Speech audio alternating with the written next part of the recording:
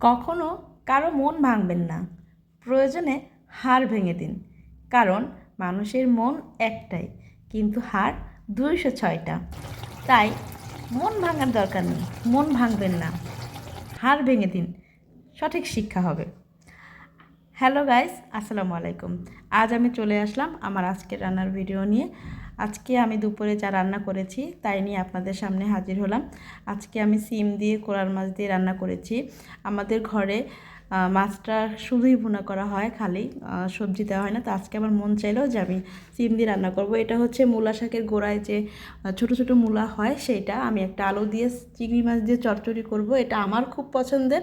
আমার হাজব্যান্ড বা ছেলেরা তেমন একটা খায় না, ছেলেকে খাইয়ে দিলে খায়, এছাড়া খায় না। সাথে নিয়েছি ধনেপাতা, টমেটো, কাঁচামরিচ, পেঁয়াজ। এই হচ্ছে আমার আজকে রান্নার মেনু। এবং মূলা শাক ছিল, মূলা শাকটা কেটে বেছে ধুয়ে চুলায় সেদ্ধ দিয়েছি, সাথে কাঁচামরিচ পেঁয়াজ দিয়ে সেদ্ধ দিয়েছি। অন্য একটা চুলায় আমি পেঁয়াজ, চিংড়ি মাছ এগুলো তেলে ভেজে হলুদ মরিচ লবণ দিয়ে ওটার মধ্যে আমি মূলাটা বসিয়ে দেব। মূলা এবং আলু দিয়ে দিয়েছি এবং ভালো করে কষিয়ে নিব। পাশে মূলা শাকটা একটু দেখে নিলাম সেদ্ধ হয়েছে কিনা। এদিকে আমার মূলাটা কষানো হয়ে গেছে, আমি পানি দিয়ে দিয়েছি। পানি দিয়ে ঢেকে দিতে হবে একটু সেদ্ধ হওয়ার জন্য। এদিকে আমার মূলা শাকটা সেদ্ধ হয়ে গেছে। আমি এখন কড়াইতে তেল দিয়ে পেঁয়াজ দিব। পেঁয়াজটা যখন একটু লাল লাল হয়ে যাবে তখন আমি ওটার মধ্যে একটা ডিম ভেঙে দেবো। ডিমটা একদম জোড়ো জোড়ো করে ভেজে নিয়ে তার মধ্যে আমি শাকটা দিয়ে দেবো। আমি মূলা শাক মূলত এইভাবেই খাই। আমার মূলা শাক ডিম দিয়ে ভাজি করলেই ভালো লাগে, অন্য কোনোভাবে আমি তেমন একটা খাই না, টেস্ট পাই না। আপনারা কে কীভাবে খান জানাবেন মূলা শাকটা। এদিকে আমার মূলার আলুটাও সেদ্ধ হয়ে গেছে, একদম চটচড়ে হয়ে গেছে। একটু ধনেপাতা দিয়ে দিছি, এই যে আমার মূলাটা হয়ে গেছে। অন্যদিকে আমি এখন মাছটা ভেজে নিব। ফ্রাই প্যানে তেল দিলাম, হলুদ দিলাম, লবণ দিলাম। এখন মাছগুলো দিয়ে দেবো। মাছটা লবণ হলুদ হাতেও মাখতে পারতাম, কিন্তু হাতে হলুদ লাগাতে মন চাচ্ছিল না, তাই এভাবে ভাজলাম। আপনারা কে কে এভাবে ভাজেন মাছ আমাকে জানাবেন।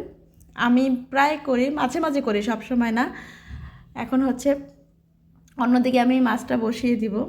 তেল পেঁয়াজ দিয়ে দিলাম, লবণ দিলাম, আদা রসুন বাটা, জিরা বাটা দিয়েছি,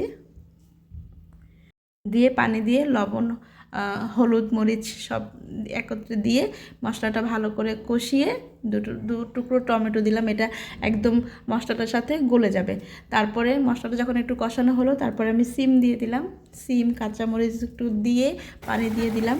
তারপরে আমি মাছগুলো দিয়ে দিলাম। সিমটা যখন একটু নরম হলো মাছ দিয়ে দিলাম। তারপরে মাছের পানিটা যখন শুকিয়ে গেল আমি ধনেপাতা ছড়িয়ে দিলাম। ভাত বসিয়ে দিয়েছি। এটাই ছিল আজকের রান্না। আমি প্লেটে নিয়ে নিয়েছি, দুপুরে খাওয়ার জন্য নিয়েছিলাম। এটা হচ্ছে মূলা শাক ভাজি, কোরাল মাছ সিম দিয়ে, আর হচ্ছে আমার মূলা আলু চিংড়ি মাছ দিয়ে চচ্চড়ি, সাথে একটা বোম্বাই মরিচ। আল্লাহ।